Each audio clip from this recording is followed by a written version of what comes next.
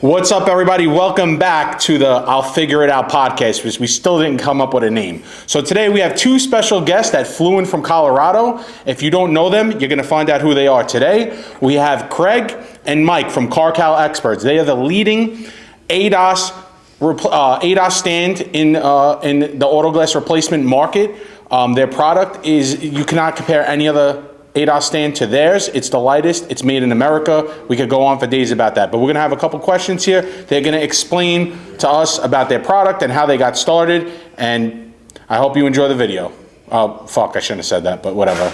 I don't know where that happened, but it was good for now. It was good. Start the foot count. The lines are. Start the foot count. The lines are, okay, I can't curse. I'm not allowed to curse this episode. So guys, thank you for coming. Really appreciate you guys flying out. It was kind of random, right? I mean, we made this happen in what, a week and a half? I like that, yeah. They really wanted to come for the Italian food, right? They wanted to come for some Italian food?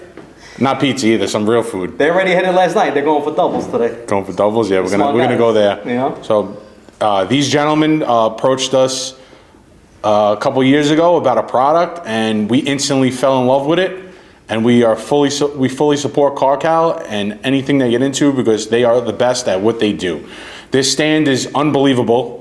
It simplifies doing a windshield calibration, and we know glass guys aren't the brightest guys out there, so this makes it very easy for them, and it simplifies everything. So, well, we're gonna just ask them a couple questions, and they're gonna tell us right now how they got started in the ADAS.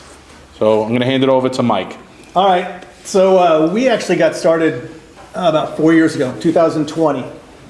We started a business. Our business plan was to follow the glass guys around and calibrate. So we were going to have brick and mortars around Denver, the Denver metro area. We hooked up with a couple glass companies. To get back to the beginning, we started with a Snap-on tool, and then we ended up buying the Autel Big Red.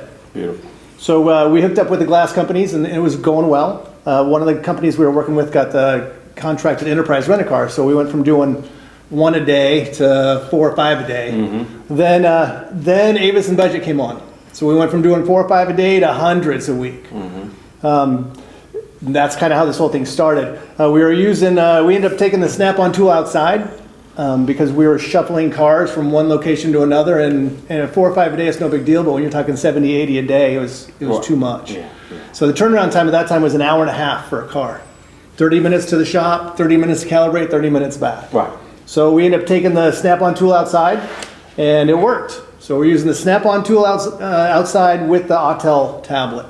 And that was one of their first stands, Snap-on, It right? was. That was like one of the big ones? It's pretty big. It weighed about 90 pounds or so. It was about 8 feet tall. And the alignments was laser at that time, or was it manual? No. Like It was just manual. It was manual. It looks like a big cross. Like a cross, yeah. So it would fold in half, basically. Well, it would fold up, but it was still 8 feet tall. We'd stick it in the back of my truck, and we'd take it to the airport at Denver International Airport, and we'd calibrate 60, 80 How cars. heavy was that? How heavy was that piece of equipment? Just under 100 pounds. Under 100? Yeah, but we had one of them, so we'd go to the airport, do 80 cars a day, and then we'd drive 2 hours south to Colorado Springs Airport and do however many they needed to do. Over there. Yeah, so we were looking at purchasing another tool. We wanted to find something lighter. At that moment, that's when you knew you need. That's what happened with us, because we got the bigger equipment. That's exactly. Taking it apart, breaking it down, lugging it around. My back was hurting just from that. Yeah. You know? That's exactly right. So we looked at the idea of possibly making one. So we built a device out of PVC. Beautiful. It really works the same way your tool works now. Yeah. It lifted. I color coded everything. So the targets, not only the numbers are on the targets, but colors are on the targets. Oh wait, so those were actual fully functional out of PVC. Fully functional. You still have that thing? Yeah. We do. So You gotta send me some pictures. We gotta see that. So we had Did 5 you? of them. Yeah. But the criteria when we were building it was it needed to be under 50 pounds. Right. It needed to fit in the trunk of a car. Every single piece. Now we're talking. Yep. So even the big targets, even the Audis and stuff, had to fit in the trunk of a car. That's how the whole thing came about. We built 5 of them, and we threw them in our cars, and we were traveling all over Denver using like plastic. Yep. Well, thank you for that. Everybody out here using the Caral, we appreciate it. You make our lives a lot easier, and you know, our business is moving forward, makes it more scalable. The guys learn it better, right? Yeah. Well, it's the only device that's built by calibrators. Everything else is built by engineers. companies. Yeah. Yeah, and they were all done on that's- paper. So no one was out there trying to figure out what they needed. That's exactly the engineers one were thing, building it yeah. on paper, and then they designed And then it they produce and it. put it together. So that's why they're all big and bulky and don't make sense. Right. Right. So, yeah, Craig and I, again, we were doing hundreds of cars a day. I think our record still stands at 74 cars 74. in 3.5 hours. That's a payday right there. And that's actually moving from location to location. So that's Enterprise, start stopwatch, Enterprise, load up, Avis, load up, budget. And at that stop, time, what stopwatch. tablet were you using? With Autel. Autel. Yeah, yeah. 2 Autel tablets and 2 devices we were using. Two Autels. Was it the 908, 909? 909s. 909. Yeah, so 909? that's the first fast tablet they came out with. Yeah. Yeah. Yeah, we like our Autels. Your Autel? Yeah. We have launch as well. I like those too. I mean, we're pretty fish in both. But you're more leaning on the Autel side. You know, it's a tough one. Yeah. I think launch tends to be a little faster. Yeah. Yeah. Launch can do most cars. If there's ever a problem, it seems to be with a launch in a car. Right. But Yeah, I mean, Autel's coverage it's been pretty, leading. yeah, I would and, say, and they at get their at software everything. updates about the same, roughly. Yeah, roughly. I see that they're about the same time. Yeah, I'm 50-50. I mean, I'd go. I think I just like the launch pre and post scan because it simplifies More everything. manual, Because yeah. we started with a 908, so that was like it was slow. Yeah, I was like being on like DSL internet speed. It was just like right. it's like waiting for the things We to had to wipe load. out the memory, put an SD card in there, It move files was rough, over. especially you because know, we were it doing was- all it those was cars. really- It was rough. Yeah, It we've was seen rough. those out in the market. Yeah. With our devices, some of those guys have those. So. Yeah. Yeah. The hardware was really slow. I think Now Autel it's came not. around, right? Autel We used a definitely team came around, viewer, so Steve was able to log in Yeah, and we see got what's team going on. viewer We now, have so, like my the guys guys on the road, log You should be able to do it at launch stuck. too, right? Yes. Launch any does of the that too. tablets, Yep. Anything that has the team viewer app in it, you could log into pretty much. Right, Yeah. right. I think we lean more towards Autel because I think it's a little it's simple. It's once you understand it, like it's easy. And I think the launch at first was a little confusing. Like it was confusing for me. Like me and Steve, one of our first launch tablets, we couldn't even figure out how to like put the subscription in. Like I think we had to call you, right? Did we call you? Maybe. I think we had to I call don't even know you. what happened. Like we got it, and then like we saw Autel, and then we like sold it. Like I was like, And we didn't really give it a try. Yeah, And I think we should have stuck around because now Stevie has been running the launch and I've been running he's the loving launch. it. I mean, yeah, kind of. Well, they're like different it. operating systems, right? Yeah, that's what One it or the is. other Yeah, is strange. Yeah. Yeah. I mean, the Autels for me, I like teaching the guys because, like you said, it's more straightforward. There's less error. You Yeah, know, you going can't- through you the can't process, miss- like you can't yeah. mess it up. Yeah, which with- it is nice. Yeah, you with know? the Autel, you don't have to keep saving the posts and trees. Right, So right, if you miss everything's one of all those saves manual. and don't Right, capture right. that, then you got a problem. And then we got a problem with billing, and we can't get paid, and this and that. And it's also for records, That's to right. keep records, of all the calibrations we do too. So always to go back to that is very important. Right. You got any questions, Stevie? They're here live in the flesh. You're not That's calling true. them on the phone. That's true. That's true. I know you're kind of weird and you get all awkward when you have people in front of you because you're one of those guys that can talk over a text but not in we're person. we're just shooting the shit over here. This is right off of the top. Remember, we're not allowed to curse. Oh, no cussing. Yeah, the content creator was Oh, reaming he me was yelling out. at us? He's Oh, like, my God. there wasn't enough bleeps in this video. Yeah. So fucking questions. You can't think of anything, right? Well, the number one question I'm going to ask you is, and this is a question you probably get asked every day. Can you do a calibration outdoors? Ooh, that's a rough one. I know it's one of those. This is what do they call that? An area. This is a gray area, It is right? gray area, People don't like sure. to talk about it, but realistically, everybody's doing them outside. We just recently took over a Safe Light location, and guess what was in back of the building? Tape on the ground everywhere. You know why? Because they cannot get it to calibrate indoors. So what did Safe Light do? They brought all the cars outside because the lighting was terrible in that building. It's still terrible. And they said they did them outside. So Bosch. Using the Bosch they were system. using the Bosch. They were using Yeah. they got new ones, I heard. Yeah. I heard they came out with a new system. So as far as inside outside, there's two factors really. The verbiage is controlled environment, right? The only two factors in controlled environment we can figure is lighting and level of ground, right? So lighting, as long as there's more light shining on the target as opposed from the back of the target, you don't get the shadows, then lighting's good. It's actually better outside because the sun is much more forgiving. Right. Much better light outside. We run into shops all the time inside. They say we can't get this thing to go, and you can look up and hey, you're closer to a light behind the target than in front of the target. If you move the car back, it should go every time, and they just don't quite get that idea. And outside, as long as the car is facing north, you're good 99% of the time. Right, to keep the light out of the camera. That's what I tell the guys too. Yep, and keep that sun behind the car. And then the other thing is, so this is where it's kind of sticky. That right now the industry is saying a level surface. So the question is this level to the ground? Because that's really what that's why all the devices have levels on them. But it just doesn't make sense. If you use logic, which I know a lot of people don't like using logic, but I'm very logical, you would have to level the car. You'd need to put a level on the car. You have to bring a bumper jack, level the car to the earth, and then go over and level the stand to the earth. Right. So if you're going to level it to the earth, that's what would have to be done. But in reality, it's this continuous plane is really what level means. As long as the car and the device are on a continuous plane, then that's level. So really the industry needs to specify, and they need to get a little more specific on what they're asking. But even if you go all data is a place where you can get all the information from as far as distances and heights. Along with all data will also give you all specification on targets. Even to this day, the Toyota dealerships, they're printing out targets on a printer, and they'll only use the target once. Because OE says you can only use this once. So if they have 5 cars, they'll go print the target, and then they're supposed to go print another target, and it just doesn't make any sense whatsoever.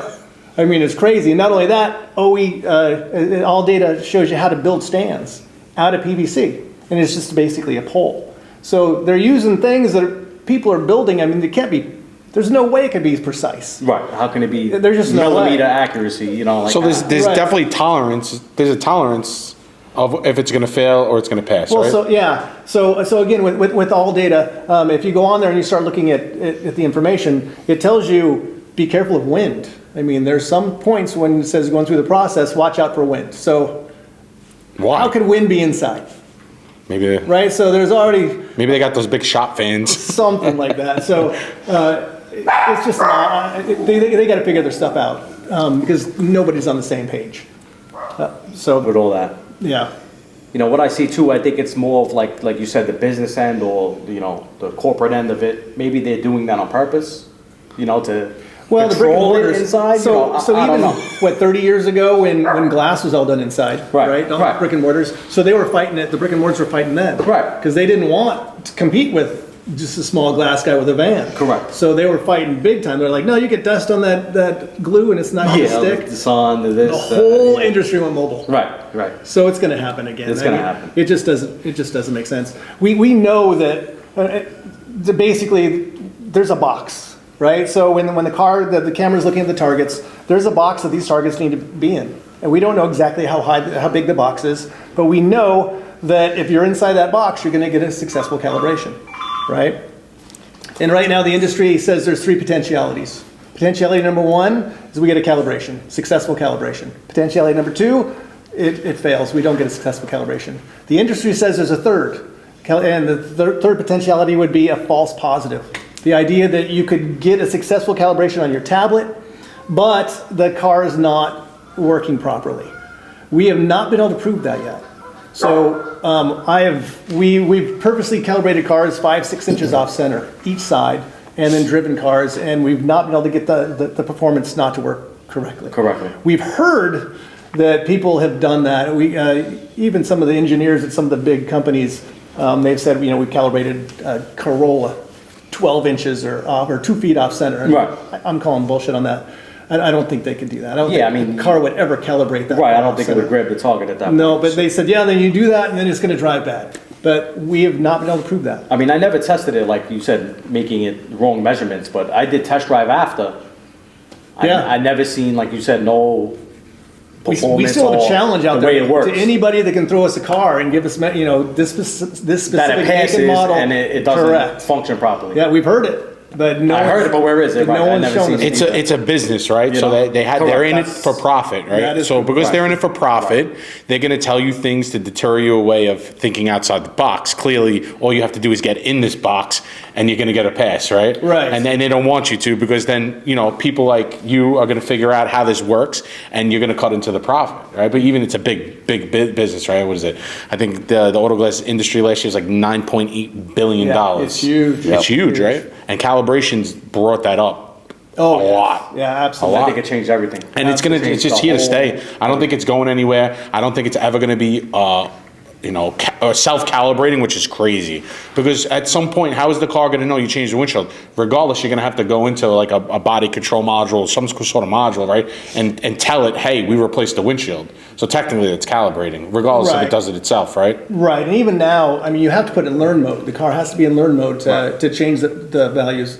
So, I mean, there'd have to be some way of that happening. At the beginning, you would ask me 4 years ago when we started this whole tool deal, I would have said cars that eventually just go dynamic. That all cars will go dynamic. You're gonna not to need any fixtures or anything like that. Right. But right now, obviously, all the American manufacturers are dynamic, with the exception of Dodge now. Dodge has gone static.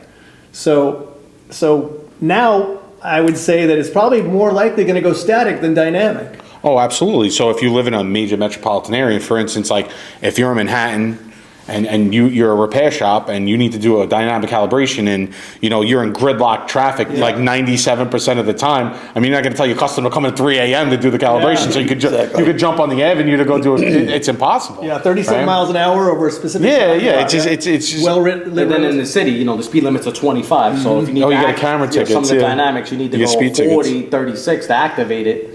How are you And going we have to... guys in the middle of Iowa that don't have well marked roads. Right, It's if like it's if, just- if we have a road, there's no markings on it, and otherwise it's dirt. Right.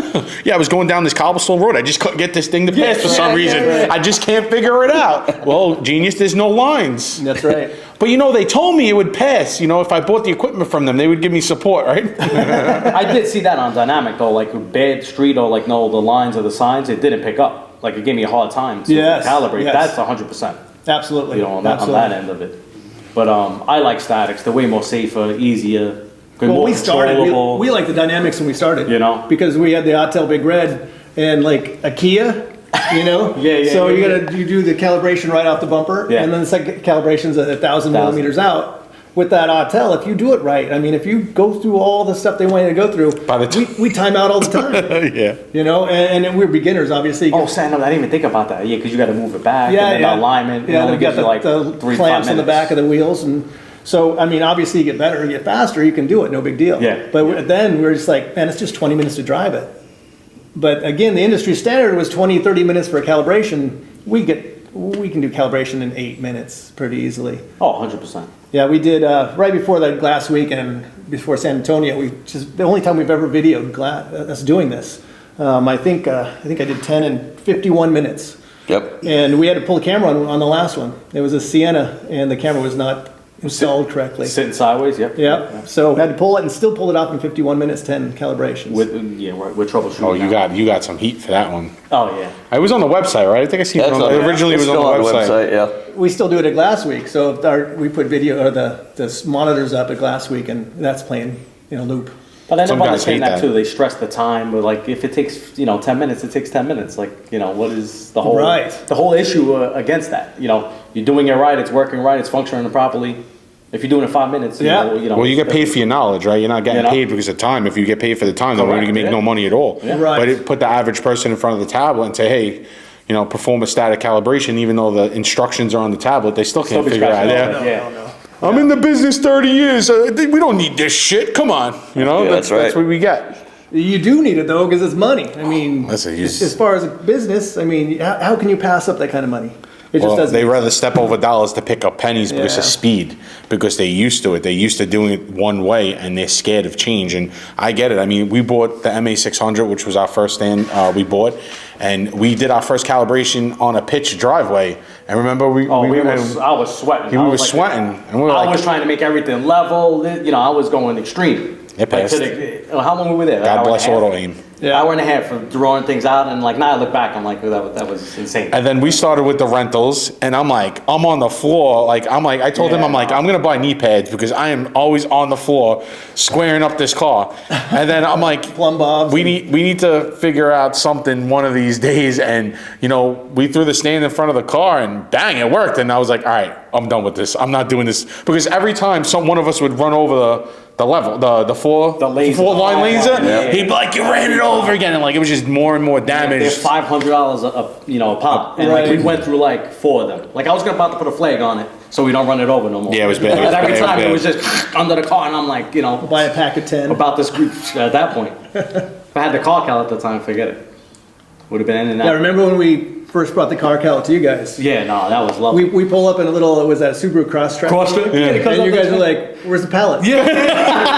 You got a truck around here somewhere?" Yeah. Well, And you pull it out like a briefcase, when we you're bought like- that brick, the Opti-Aim, it showed up in a crate, needed a forklift, and they told me it would fit in a Prius, and I couldn't even get it out of the crate by myself. And I'm like, "Steve, what did we buy?" And the crate broke I'm like, down "Oh, all 4 edges. I was like, "Oh, I Yeah. think I don't know whoever designed the crate. He's a great engineer. That guy who designed the the crate." crate was solid. But I'm like, "Oof, this is a rough one." I mean, I made some dumb purchases that had to be the dumbest purchase, that's and until this day, I'll always talk about it because it was a learning process. Yeah. Learning curve for everything.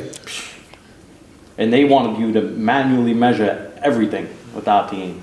I mean, distance, target height, left, right. I mean, it was like as manual as you could be. No tape measure like help, like nothing. Straight lasers. Measurements are crucial. Right. But if you actually go talk to even Opti-Aim's engineers, we spoke with them quite a few times, they'll tell you the distance from the camera is not that big a deal. I mean, obviously you want to be close, but if you're off, 10 millimeters, everyone's thinking, sounds like a lot. 10 millimeters is not even a half of an inch. Yeah, right. It's So, and we're talking That's what she said. 6 feet from the car, we're talking a centimeter, it doesn't matter. That camera's not going to tell. Right. Yeah, even like the Kia Hyundais, the first calibration's right off the bumper. The second one says 1,000 millimeters out, give or take 200. Right. So it's giving you a 400 I see millimeter swing. 950, 989, 1000, all data. I'm outside like this, about to take off like a kite, moving the thing. Yeah. The MA600 always never getting directly with That the thing used to board. always move. The board have to get on Yeah, those little notches. Like, Well, I mean, look at the MA600 with the saggy arms. Like, that's how we got the machine. And it's like, you'll see these targets like leaning down. And like you said, they still pass. Yeah. Still operates, functions properly. Yeah, So- that MA600, the arms are so heavy, even without a load on them. No, we got a brand they're new, and it was they're sinking. slowly sinking And I'm on like, you. wait a second. we broke cranks. Yeah. We've lost the slotting bar. I mean, we Oh, yeah. tried everything. But then I was like, you know what, Steve? I said, you're not working hard enough. You just start holding the targets, and I'll measure it out, and That's and it, we'll get it manually to go. put it up, that's it.